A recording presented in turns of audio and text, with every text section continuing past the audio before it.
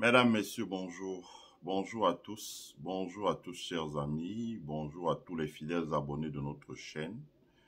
Je vous supplie de pouvoir mettre un like sur la vidéo avant de la regarder, afin que YouTube puisse la recommander au maximum de personnes possible.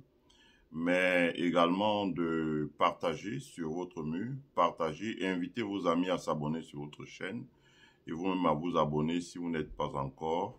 Et pour ceux qui peuvent souscrire le programme de membership, donc devenir membre de notre chaîne, afin de soutenir son développement. Je fais une vidéo qui s'intitule « Comment le surendettement de l'État du Cameroun affecte l'économie du Cameroun ».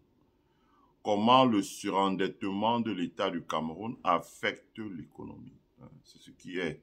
Je pense qu'aujourd'hui, il n'y a plus de débat là-dessus parce qu'il y a 6 ans, lorsque nous disions que l'État du Cameroun était surendetté, je vous passe les colibets, les insultes, même les menaces de mort sous Messenger, avec des messages, avec des menaces à peine voilées, le jour où tu viens ici, on va te faire ta fête, etc., etc. Bon, comme j'ai toujours dit, il suffisait d'attendre que les dettes arrivent à maturité pour s'apercevoir que le pays était en état de surendettement.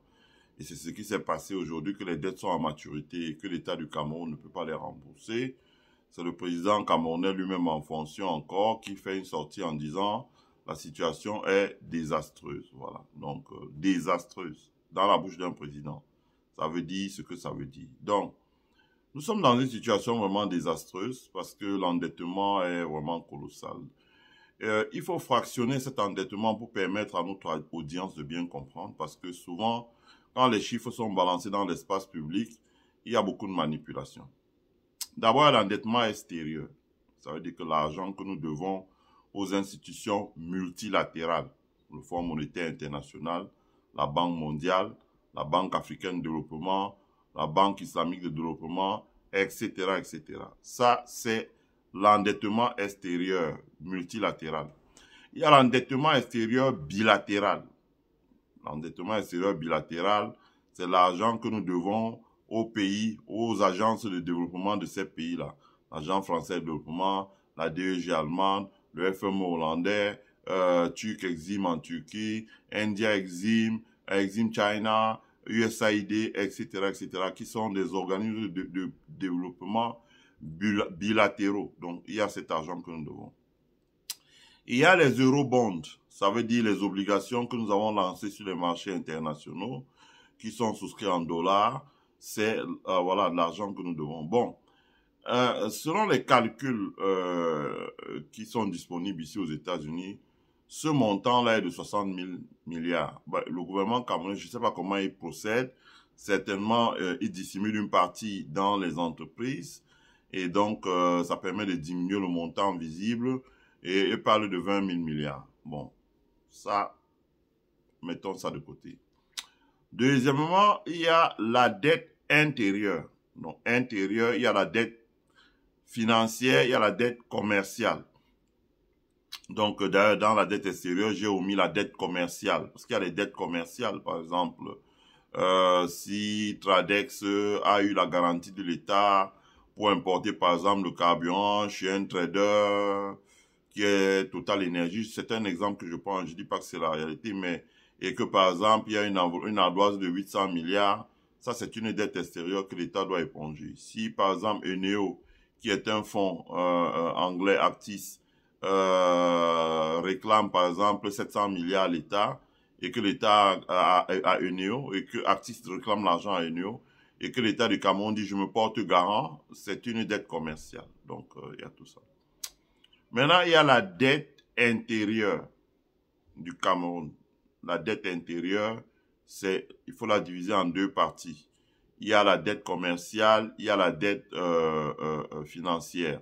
Et il y a la dette hors exploitation. Donc, ça fait 3 parties. Donc, là-dessus, vous avez la dette financière, c'est les crédits que l'État du Cameroun a empruntés dans les banques commerciales. Ça existe. Les crédits que l'État du Cameroun emprunte dans les banques commerciales. Les obligations, les bons de trésor que le trésor camerounais, dont l'État du Cameroun émet vis-à-vis de la Banque centrale jusqu'à concurrence de la base bancaire du Cameroun, qui doit être de 2000 milliards, un peu plus de 2000 milliards. Donc ça aussi, ça existe. Ce n'est pas remboursé au moment où on parle. Il y a ça. Il y a la dette obligataire sur les marchés financiers, dont la Bourse régionale des valeurs mobilières. Il y a la dette obligataire. Donc la dette obligataire, ça aussi, l'État du Cameroun doit de l'argent. Et puis, il y a les dettes commerciales. Donc les dettes commerciales, ça veut dire que l'ensemble des dettes, les gens qui ont livré des marchés publics, qui n'ont pas été payés, voilà. Les entreprises d'État qui ont des arriérés, les CDC, etc., et qui font endosser ça par l'État. C'est que l'État dit, bon, voilà, vraiment, par exemple, la Sonara qui a cramé, l'État dit, bon, ok, moi, je m'engage à payer ça. Il fait un accord avec les banques et les contracteurs, les gens qui travaillent pour cette entreprise. Il dit, voilà, moi, je vais vous payer. Et voilà comment le paiement va se passer. Et il met tout sur la table et il décide de payer le moment venu. Il dit, quand on aura la disponibilité, on va payer. Donc, du moment que c'est inscrit dans la comptabilité nationale du Cameroun, ça devrait l'être par la caisse autonome d'amortissement. C'est une dette qui est due. Donc, là aussi, il y a les dettes hors exploitation. Par exemple, les arrêts des pensions, retraites des travailleurs, etc., etc., sont des dettes. Donc, quand vous plongez là-dedans, vous voyez que c'est un univers vraiment tellement vaste et effrayant. Et pour restructurer la dette du Cameroun, il faudra 20 années de travail. Ça veut dire qu'il faudra que notre gouvernement engage, même pas au Cameroun, parce que je pense pas que les gens sont compétents dans cette affaire, dans sa diaspora, des cracks qui vont travailler pour restructurer cette dette-là. Et le travail doit mettre à peu près 20 ans en utilisant les outils modernes. Je ne veux pas aller dans les détails là, sinon on le direct qui va faire 10 heures de temps. Donc, je dis ça comme ça. Donc la dette, l'endettement du Cameroun est vraiment colossal. Il est colossal. Les chiffres de 2018 lors du Spring Meeting du Fonds monétaire, au Fonds monétaire international, on était à 74 000 milliards. Donc vous pouvez deviner, depuis tous les jours, on a cessé de dire le Cameroun prête, le Cameroun prête, le Cameroun prête. Donc pour moi, je pense qu'on a déjà atteint pratiquement les 100 000 milliards. C'est avec les intérêts qui s'accumulent. La situation est vraiment désastreuse. Donc, la dette extérieure permet à des pays étrangers d'avoir du soft power sur notre pays, le Cameroun. D'avoir de l'influence sur notre pays, le Cameroun, parce que on dit la main qui demande, voilà, elle s'abaisse. Ça veut dire que à partir du moment où nous devons l'argent à la Chine, nous ne pouvons plus parler vraiment fort.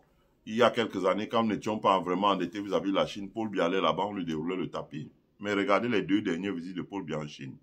On le passe au vice-président qui lui-même le passe en quelques minutes et puis il circule. Parce que tu dois. Donc, c'est un problème que les Camerounais doivent prendre au sérieux. Très au sérieux. Pourquoi au sérieux? Parce que depuis lors, l'endettement affecte notre économie aujourd'hui. Vous avez vous-même vu la première chose, la dette par exemple vis-à-vis de l'extérieur, les eurobonds par exemple, font que les agents de notation ont dégradé. Il faut dire que quand Ahidjo était au pouvoir, le Cameroun avait une notation AA+. A+++. Donc aujourd'hui, la notation, on était à 3A. La notation du Cameroun aujourd'hui, il est sorti de A, il est passé à B, et il est passé à B-, je sais même plus où est-ce qu'on en est aujourd'hui, mais bref, le B-, là. J'avais vu des gens qui avaient dit B-, quoi, stable. Je leur ai dit non, écoutez, monsieur, quand on vous met déjà dans cette catégorie de B-, ça veut dire que vous êtes juste insolvable, quoi. Ça veut dire que vous êtes c'est comme quelqu'un qui est à 0 sur 20. On dit, bon, voilà, s'il est à moins 10 sur 20, là, c'est grave. Donc, quand vous êtes à 0 sur 20, je veux dire, qui a pris un bulletin où il a 0 sur 20 et il présente ses parents en se félicitant. Les sketchs de Jean-Michel Cancan nous apprennent que quand son enfant arrivait à la maison, il lisait le bulletin, les 3 sur 20, c'était désastreux. Donc, nous sommes à 0 sur 20. La seule chose qui nous manque, c'est d'aller à moins, voilà, combien sur 20, voilà. Donc, la situation est vraiment désastreuse.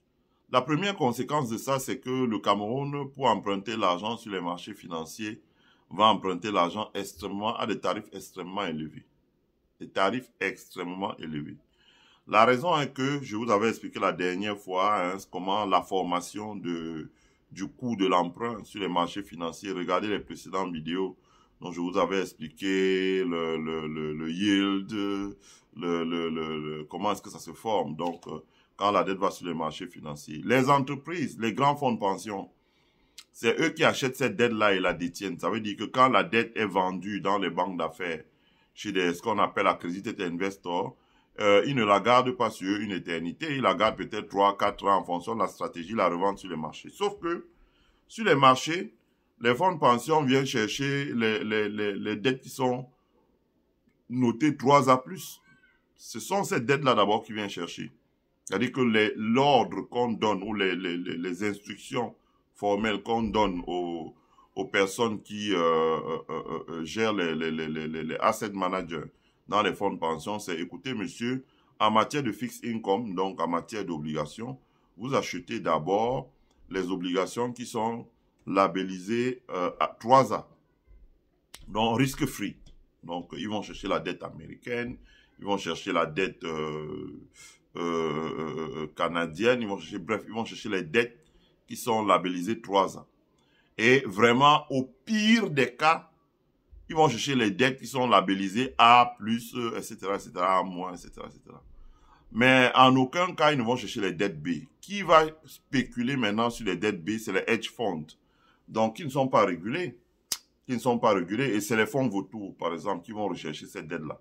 À partir de ce moment, le taux d'intérêt devient élevé. Par exemple, dans le cas de la dette du Cameroun, il est aussi entre 6 et 10%, alors que les taux d'intérêt, avec la baisse des taux d'intérêt aux États-Unis en ce moment, les taux d'intérêt sont entre 1,5 et 2%. Au pire, 2,5, les plus chers, 2,5%. C'est-à-dire que les corporate bonds avaient un risque de 2,5%. Le Cameroun est entre 6%. Il fut un temps, quand j'avais lancé l'alerte, notre taux d'intérêt est allé jusqu'à 10%, ce qui est mortel quand même. 10% pour un État, c'est mortel. Donc là, il est aux alentours de 6% aujourd'hui, 6,5%. Vous voyez bien que ce n'est pas une bonne chose pour notre pays d'abord parce que à partir du moment où les intérêts commencent à être élevés pour la dette sur les marchés financiers, ça fait que le service de la dette, ça veut dire que si l'État du Cameroun dit nous allons consacrer 1500 milliards par an, donc 1000 milliards pour en payer le principal et 500 pour payer les intérêts, si les intérêts s'apprécient à 700 milliards, vous voyez bien que nous rembourserons désormais, si nous consacrons 1500 milliards, nous allons consacrer 700 milliards pour les intérêts et 800 pour le principal. Donc, si nous remboursons le principal moins vite, la charge de la dette continue à s'allonger. Donc, ça, c'est important.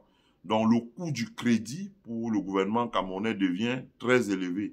Il devient très élevé, ce qui a pour conséquence de pénaliser la trésorerie de l'État. Et c'est pour ça que vous les voyez augmenter les impôts dans tous les sens, etc. Parce que si jamais ils sont default, c'est encore un autre problème qui se pose sur leur tête. Donc ça, c'est important. Hein? Or, dans un pays, on aurait dû avoir un plan depuis, pas aujourd'hui, un plan depuis les années 2000 pour pouvoir contenir l'endettement du Cameroun, le restructurer, travailler dur à le tenir. Or, ça n'a pas été le cas et dans un pays où il n'y a pas la liberté d'expression, ou donc que vous émettez la moindre critique, vous devenez l'animal à abattre, c'est dommage. On a laissé filer les déficits, on a laissé filer l'endettement, et aujourd'hui ça nous échappe, c'est comme un savon dans une salle de bain, ça nous glisse entre les mains et et ça devient très compliqué. Ça c'est la première chose. La deuxième chose, c'est l'endettement, déjà, donc, comme je dis, l'endettement sur les marchés. La deuxième chose, ce sont nos bailleurs de fonds bilatéraux et multilatéraux auprès desquels nous cumulons des arriérés. Et nous ne parvenons pas à payer. À partir du moment où nous ne parvenons pas à payer, avec les dettes qui sont arrivées à maturité, il n'y a pas de nouveau décaissement. Et à partir du moment où il n'y a pas de nouveau décaissement, le gouvernement camerounais ne peut pas lancer des projets comme des projets de construction de routes, des projets d'adduction d'eau, des projets de barrages, etc., etc. Ça devient compliqué parce que la trésorerie de l'État est vraiment sur une corde raide. Donc, à partir du moment où la trésorerie de l'État est sur une corde raide et qu'il n'y a pas les investissements, ça débouche sur ce que vous avez tous vu, que Paul Biya dit à Yaoundé, le problème de la balance des paiements. Parce que la balance des paiements, c'est d'abord la balance commerciale qui est déficitaire. Et en plus, c'est parce que vous n'avez plus de flux de capitaux qui arrivent, issus par exemple des investissements directs étrangers, en but d'opérer transfert, en PPP, en prêt tout court pour pouvoir financer les développements de routes, d'aéroports, de barrages, bref, les travaux publics. Vous avez moins d'argent qui arrive parce que les gens ne vous font plus confiance.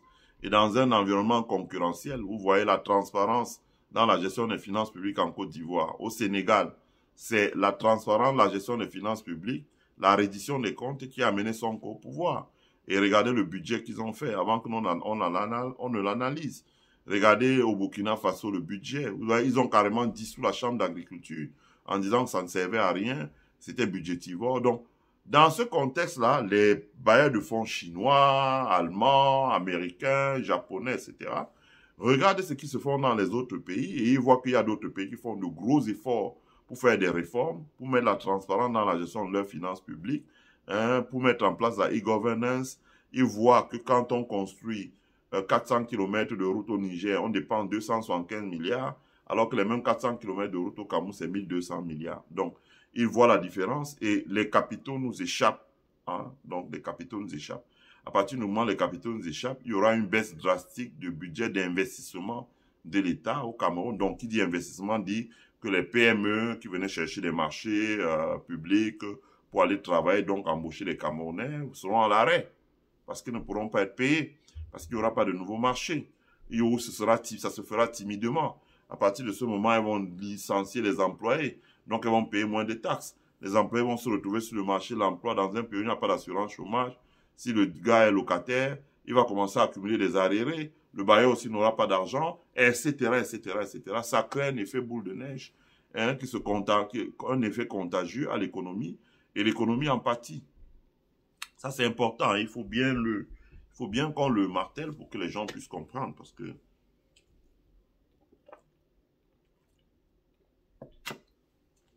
et ne pas penser qu'il s'agit ici là d'une attaque abdominale contre les autorités camerounaises, parce que dans un pays vraiment où les gens ne supportent pas la contradiction, c'est souvent difficile. Donc, il y a ça. Maintenant, quand on prenait encore un autre comparaison, on a fini là avec la dette extérieure. Quand on prenait la dette intérieure du Cameroun maintenant, la dette commerciale par exemple, toutes les entreprises qui travaillent pour l'État, des gens qui livrent le carburant, des gens qui font des marchés, remplacent des rideaux, livrent les fournitures, etc. et ne sont pas payés. Ils livrent les fournitures, ne sont pas payés. Ben, à partir du moment où ils ne sont pas payés, la conséquence, c'est laquelle? La conséquence, c'est que l'État du Cameroun ne parvient pas les entreprises qui ne sont pas payées par l'État. Par exemple, si elles ont pris des crédits dans les banques, elles ne les remboursent pas. Les banques constituent des provisions. Ça diminue le niveau de liquidité des banques. Les banques n'ont plus assez, même si elles ne le disent pas, le taux de crédit à l'économie commence à baisser, ça se ressent. On voit une contraction du marché de crédit. Il suffit de lire le bilan des banques. Donc, et puis, vous prenez une feuille de calcul Excel, vous rentrez les données, vous construisez un histogramme. Vous allez voir un rétrécissement des histogrammes au fur et à mesure qu'on avance dans les années. Donc, le gouvernement camerounais, je ne sais pas s'il mesure la dangerosité de cela, mais l'actualité, personne n'en parle. Ce n'est pas quelque chose qui intéresse les gens dans l'actualité au Cameroun. Quand vous regardez l'actualité, on vous parle d'autre chose. Donc, surtout, on parle d'autre chose. Donc, je ne vais pas gâter mon direct en évoquant certaines choses vraiment d'un certain niveau. Donc, il y a ça.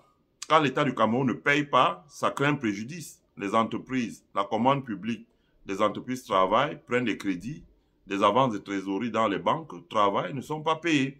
Quand elles ne sont pas payées, elles font face à des difficultés de trésorerie. Les banques aussi qui leur ont prêté l'argent, qui est souvent l'épargne ou les dépôts de la clientèle, font face à des difficultés de trésorerie, sont obligés de recourir au refinancement à la Banque centrale. Ça crée une situation terrible et ça baisse le niveau d'imposition. Quand vous avez des PME, moi j'ai déjà discuté avec des chefs d'entreprise qui vous disent, écoutez, moi, il y a 10 ans, je payais 400 millions d'impôts et taxes à l'État. C'est-à-dire que TVA, impôts sur le revenu des travailleurs, divers taxes, dividendes, etc., etc. Je déclarais, je payais 400 millions d'impôts. Aujourd'hui, quand l'État ne peut pas leur payer et qu'ils sont au quartier, donc ils ne travaillent plus, donc l'État ne perçoit plus ces 400 millions d'impôts. Voilà. Donc, ça fait problème. Ça, c'est la dette commerciale. Vous avez la dette hors exploitation. Je prends un seul exemple. C'est par exemple les pensions retraite. Quand vous prenez les gens qui ont des pensions retraite, je ne sais pas moi, peut-être de 80 000 francs, et qui ne touchent pas leur pension retraite. Il part, peut-être il quitte Douala, il va s'installer à Ezeka, et il quitte à Ezeka pour revenir à Douala toucher sa pension retraite. Quand il ne peut pas toucher sa pension retraite, ben ça pose un problème. Hein, ça pose un gros problème. Parce que ces personnes-là utilisent ces pensions retraite pour pouvoir consommer, hein, acheter la nourriture, acheter les médicaments, et vivre en attendant, voilà, aider peut-être les petits-enfants, etc. Mais quand la pension retraite n'est pas payée, ben, c'est la consommation en moins. L'économie est tirée par deux choses, soit la production, soit la consommation. Soit la production, soit la consommation. Et quand la consommation n'est pas est en baisse parce que les revenus des personnes est en baisse, ben, ça pénalise aussi l'économie. Ça, il faut le savoir. Vous arrivez, ça se traduit par les commerçants. Quand vous arrivez souvent au marché, ah, vraiment, il n'y a pas d'argent là dehors. C'est de ça que je suis en train de parler. C'est que le commerçant va dire, ah, il n'y a pas d'argent là dehors. C'est parce que, ben, ça ne va pas.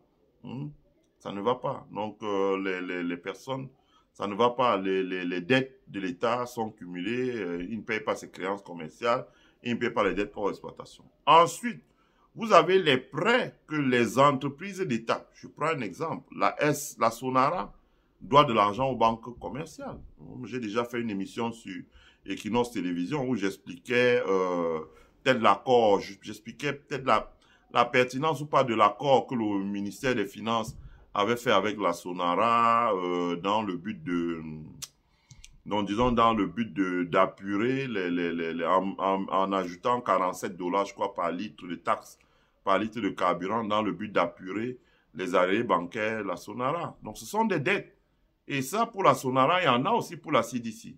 La CDC a été, avec la crise anglophone, la CDC a subi, voilà, une baisse drastique de sa production, du fait de conflits armés, etc. Donc, quand vous voyez là où la CDC en est, ben, elle a des dettes bancaires.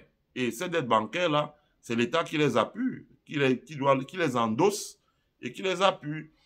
Donc, quand vous voyez ces dettes-là qui traînent dans le bilan des banques, et donc on n'a pas, en dehors peut-être de celle de la Sonara, on n'a pas une lisibilité absolue sur ce genre de dette, ben, la conséquence, c'est que les banques constituent des provisions. Quand vous lisez le bilan des banques camerounaises, vous voyez. Et le seul moyen de nettoyer ces provisions-là, c'est soit la banque centrale les rachète, soit la banque procède à une augmentation de capital, ce qui leur permet de nettoyer une partie de ces provisions. C'est ce qu'ont fait beaucoup de banques camerounaises. Donc, ce sont des dettes, et ces dettes-là plombent l'économie, parce qu'elles plombent le marché du crédit. Le monopole du crédit est dans une économie comme le Cameroun, peut-être pas aux États-Unis, mais dans une économie comme le Cameroun, où il n'y a pas les private equity ou d'autres institutions financières, parce que nous dépendons peut-être de 4 institutions financières. L'Amérique ici dépend peut-être de 10 000 types d'institutions financières. Ce serait très long à aller dans tous les détails. Donc, à partir du moment où les banques sont sclérosées, ben, ça donne ce que ça donne. Elles ne peuvent pas payer les dettes qu'elles ont dans leur bilan. Donc, ça aussi, c'est un problème auquel il faut faire face. Donc, vous voyez bien que l'endettement de l'État affecte les entreprises. Donc, tout ce que je viens de vous énumérer là, c'est affecter les entreprises. Les banques sont des entreprises, les prestataires de services sont des entreprises, etc., etc. On peut allonger la liste. Hein? Et le plus difficile là maintenant, c'est les dettes que le gouvernement camerounais a consacrées sur les marchés financiers et qui ne parvient pas à payer. Parce que ces dettes-là, c'est le plus dangereux. C'est le plus dangereux, je dis bien. C'est le plus dangereux parce que ça va affecter directement le système bancaire. Ça va affecter directement le système bancaire. Ça va affecter directement le système bancaire dans la mesure où, vous savez, quand vous êtes une institution financière, moi, je vois une banque qui a dans son bilan des obligations d'un État réchelonné, je retire tout mon argent dans la banque. Dépendant de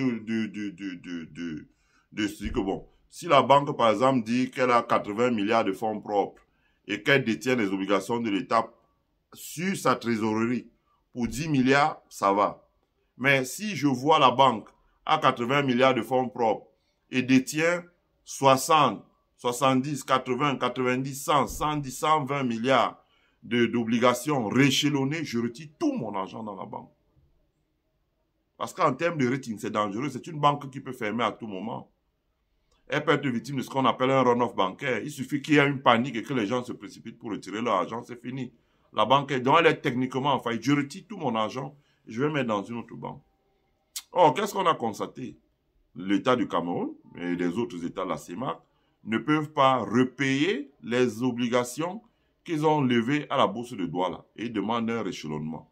À partir du moment où ils demandent un réchelonnement, le rating de ces obligations-là, qui sont détenues par les banques, les compagnies d'assurance, les sociétés d'asset management, ce rating-là est très mauvais parce que c'est l'argent que vous n'êtes pas sûr. Il n'y a aucune évidence. Vous comprenez? Dans un pays où le chômage des jeunes est de 71, un seul indicateur. Quand vous avez le chômage des jeunes qui est de 71% dans un pays, ça veut dire que 71% des jeunes ne sont pas mis à la production, mais n'ont qu'une occupation oisive. C'est-à-dire qu'ils vendent la bière dans un bar, ils gèrent le bali-bali, ils accompagnent maman pour faire les beignets haricots en route, etc., etc. Quand 71% de la jeunesse est dans cette situation-là, ben, l'État ne peut jamais rembourser. Parce que les gens ne travaillent pas. Les gens ne produisent pas. L'État ne peut jamais rembourser ses dettes. Je pèse mes mots. Ne peut jamais rembourser ses dettes. Et les banquiers même qui détiennent ces obligations le savent. À partir du moment où ces obligations sont assises dans les comptes des banques, ça devient dangereux.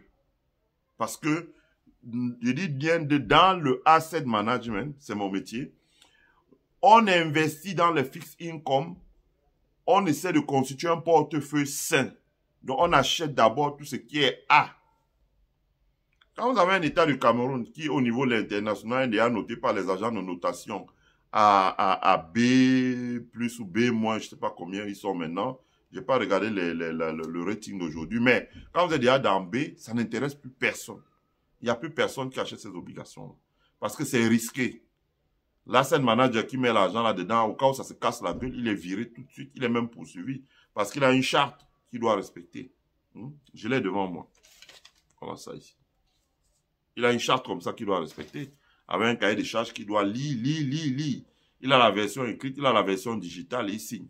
Or, quand vous voyez des banques, bref, des entreprises qui ont investi dans la dette de l'État et que cette dette est compromise, parce que l'État dit je ne peux pas payer, je demande. Parce que je ne peux pas payer, je demande un réchelonnement là. Il ne peut pas payer. Et le seul indicateur qui pouvait permettre de voir qu'il peut payer, c'est la croissance économique. C'est la baisse drastique du chômage, parce que beaucoup d'entrepreneurs ont créé des entreprises, ont embauché beaucoup. Par exemple, le chômage des jeunes, s'il peut descendre pour aller jusqu'à 10%, 15%, 5%, à partir de ce moment, on se dit oui, ok, avec l'effet,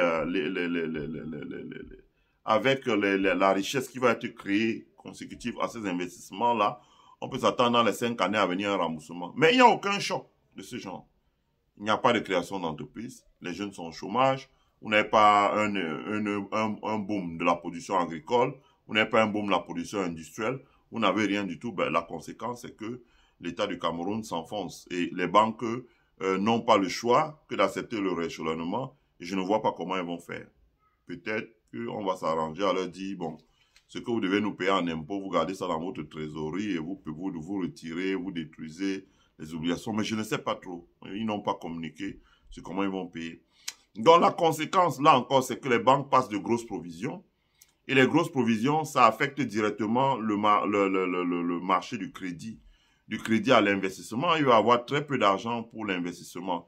L'État va devoir consacrer plus de ressources au service de la dette, donc moins de ressources pour le fonctionnement et moins de ressources pour surtout l'investissement. Surtout l'investissement. À partir de ce moment, vous allez commencer à voir ce que vous voyez avant. Les routes se dégradent et on ne peut plus réparer. La poubelle s'entasse dans la rue, on ne peut plus ramasser, etc. Ce sont des conséquences directes de cette situation-là. Parce que, bon, on ne peut plus payer Isacam, les poubelles s'entassent dans la rue, bon, les routes se dégradent, on n'a plus le budget d'investissement pour réparer, parce que tout est parti dans le remboursement de la dette ou le service de la dette. Encore que quand les taux d'intérêt augmentent, on ne peut plus payer les taux d'intérêt, ça devient un désastre. Ça devient un désastre. Peut-être les deux, comme on dit entre guillemets, permettez-moi l'expression, qui mangent là-dedans, ce sera le ministre des Finances et les gens qui ont prêté l'argent, parce que ils iront le voir en disant, dis donc, s'il y a un peu d'argent là, paye-moi et on retire ce bon-ci là. Vraiment, comme le taux initial était de 4% et qu'aujourd'hui c'est déjà à 10%, Je te garantis même un 2% là dans ta poche. Donc, c'est une situation qui est catastrophique.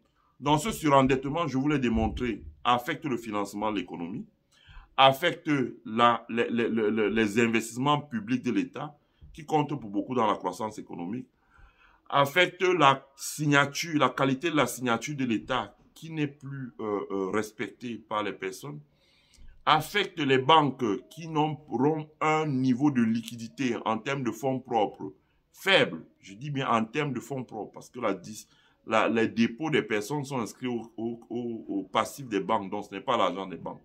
C'est l'argent des gens que la banque est chargée d'administrer et de gérer. Donc, affecte le niveau de crédit.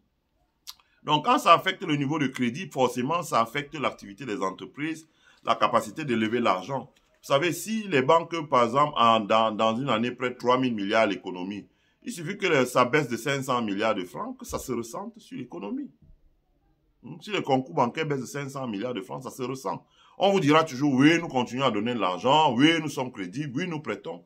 Mais si les prêts sont en baisse de 500 milliards, ça se ressent sur l'économie. Ça, c'est important, il faut le dire. Ensuite, vous avez les ménages. Donc, les ménages maintenant vont souffrir parce que les taux d'intérêt des banques aussi vont augmenter. Parce que dans une situation comme celle-là, la banque va chercher à augmenter les taux d'intérêt sur les prêts qu'elle fait aux particuliers. Mais elle va pas augmenter ça comme elle va créer des frais, etc., etc. Donc, qui va pénaliser les ménages en termes de disponibilité du crédit? Donc, si les ménages ne consomment pas, ça veut dire n'achètent pas les tôles, le ciment, le fer pour construire les maisons, ben, ça se ressent directement sur les entreprises, les entreprises, parce que les entreprises n'ont pas de débouchés pour la production. Donc, quand on n'a pas de débouchés, elles ne vendent pas beaucoup, donc elles ne payent pas beaucoup à l'État. Ça, c'est très important. Hein, c'est très important. Donc, ça se ressent sur les ménages, sur les entreprises, sur les ménages.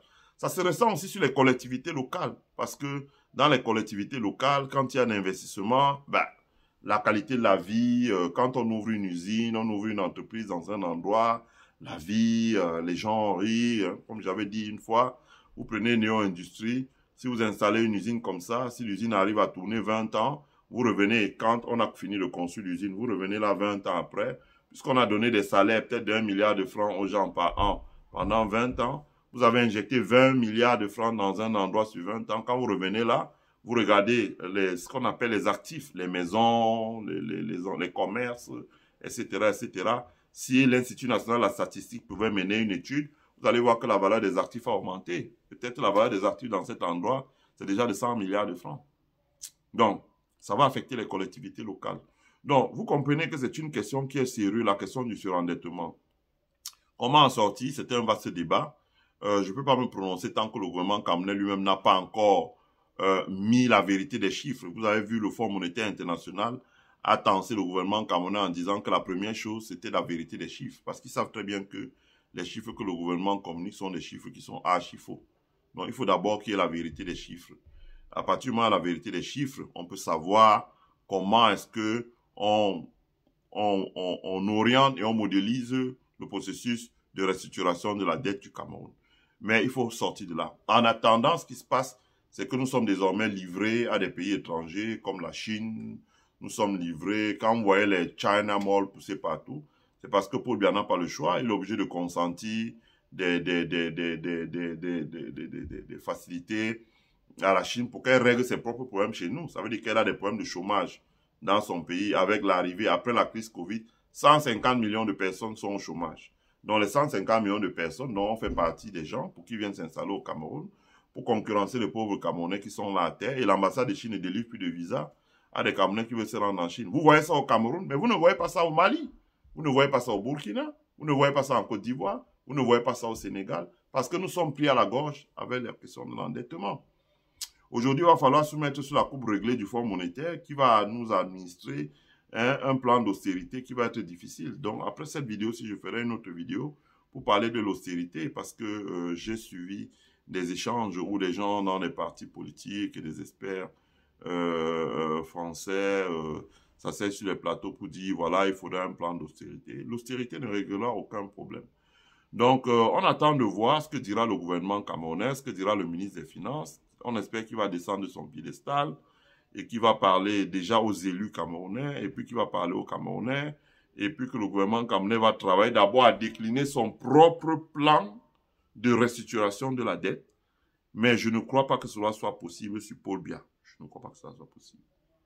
Ça, il faut attendre un nouveau régime qui arrive, et un nouveau régime, soit un militaire éclairé, comme les Ibrahim Traoré, les Assimi Goïta ou les Abdourahmane Tiani, soit une élection qui soit la plus transparente du monde possible, afin que les Camerounais portent aux affaires quelqu'un qui a vraiment la compétence pour pouvoir régler les problèmes. Ce n'est que les deux cas de figure là. Voilà. Je vous remercie. Je remercie tous ceux qui ont suivi cette vidéo. Je vous prie de la partager sur vos murs, de la partager dans vos groupes, de la partager sur vos pages. Et je vous prie également de mettre un like sur la vidéo afin que le plus grand nombre de personnes puissent la regarder. Et aussi, si vous pouvez, abonnez-vous sur notre chaîne. Invitez massivement vos amis à s'abonner sur notre chaîne. C'est la chaîne du savoir. Mais aussi, souscrivez au membership. Donc, donnez-nous 1, 2 ou 3 dollars tous les mois. Ça fait 12 dollars. Si vous donnez 1 dollar, ça fait 12 dollars par an. Et ça permet de soutenir le développement de notre chaîne. Voilà. En toute transparence, aujourd'hui, nous sommes à 5 personnes qui ont souscrit le membership. Mais ce que nous souhaitons, c'est de voir une centaine de personnes souscrire le membership. Ça nous permettrait de faire de grandes choses. Passez une bonne semaine et le meilleur est à venir sur notre chaîne. Bye.